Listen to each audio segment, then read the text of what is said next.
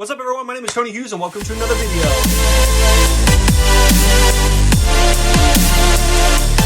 We're talking about good news because that is what we want to hear. When we focus on Jesus, amazing things happen. We talk about him because he rocks, hands down. Now, we're asking this question, can Jesus relate to mankind? Can he relate to you? Can he relate to me? Now, in Mark chapter 14, we begin our journey, and I want us to hone in on this and think about, is Jesus relatable? We're going to start in verse 53. It says, they took Jesus to the high priest, and all the chief priests and the elders and the teachers of the law came together.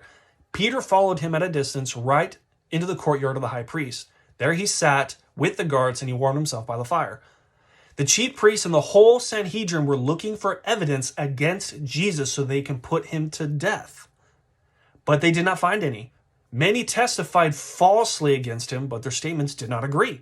Then some stood up and gave this false testimony against him. We heard him say, I will destroy this temple made with human hands, and in 3 days we'll rebuild another one, not made with hands. Yet even their testimony did not agree. Okay, so this is what's going on.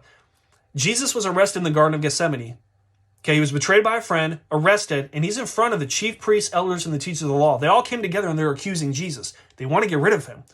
And they are lying about him. They're trying to create the case of, we want to put him to death, but we need to find evidence, okay? So they keep saying different things, and it's not true. It's not true. It's not true. So the question you need to be thinking about is this. Have you been lied about? Have your friends lied about you? Your reputation was questioned, whatever the case may be. Now, right here, this is what's happening, but the purpose behind it is they're trying to get rid of Jesus. They don't like what he's doing. They don't like what he's about. They're trying to get rid of him. And then in verse 60, it says this. Then the high priest stood up before them and asked Jesus, are you not going to answer? What is this testimony these men are bringing against you? But Jesus remained silent, and he gave no answer. Again, the high priest asked him, are you the Messiah? Are you the Son of the Blessed One? Notice how Jesus responds, I am, Jesus said, and you will see the Son of Man sitting on the right hand of the Mighty One coming in the clouds of heaven. Did you catch it? They simply asked Jesus, are you the Son of God? Are you God? And Jesus is like, yeah, I am. And notice how they respond. The high priest tore their clothes. Why do we need any more witnesses? He asked, you have heard the blasphemy. What do you think? They all condemned him as worthy of death. Then some began to spit at him. They blindfolded him and struck him with their fists. And they say, prophesy. And the guards took him away and they beat him. Okay, there's a lot going on right now. So they're looking for testimony and they're trying to find evidence to get rid of him. They're trying to ask him questions. He's not responding to any of them. And then they ask him a specific question. They said, are you the Son of God? And Jesus said, I am. And they freak out. They get upset. They tear their clothes. They respond in frustration. They say, this man is blasphemous. We need to purge this. We need to get rid of this evil. That's their mindset at this time. And notice what they do. They physically abuse him. They spit at him. They beat him. They struck him. What was Jesus known for, though?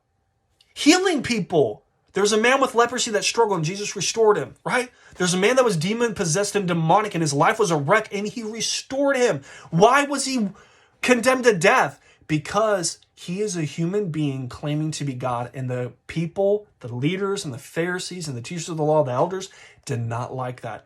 Because as humans, we can't be God. We think we're God and we're not. So they saw Jesus as saying, you are evil. We need to get rid of this, because they didn't understand. But remember, Jesus performed miracles to confirm his message. If Jesus says he's the Son of God and he raises Lazarus from the dead, do you think he's the Son of God? Yeah, but they missed it. But this is what I want to hone in on. How is Jesus relatable to you? How is he relatable to me? It says that people lied about him. And not only that, they spit at him, they beat him. Jesus was abused. If you are a person that ever experienced abuse, I want to let you know you're not alone. God experienced abuse. He understands. He can sympathize with us. And I hear Jesus saying, come with me, let me restore you. Come with me, let me heal you from the inside out. Someone hurt you and damaged you, shame on them. And I hear Jesus saying, come follow me, I can restore that heart. I can give you love. I can give you joy. I can give you peace. So this is the point I want to make. Make sure you make the connection. Jesus is sympathetic to mankind. He does understand. He was betrayed by a friend. He was arrested by a crowd of people. He was lied about, and he was physically abused. He can relate to us. He can relate to mankind. That is good news. That is things we need to hear because God understands. God understands our anxieties, our pains, and our fears. He gets it. He's been there.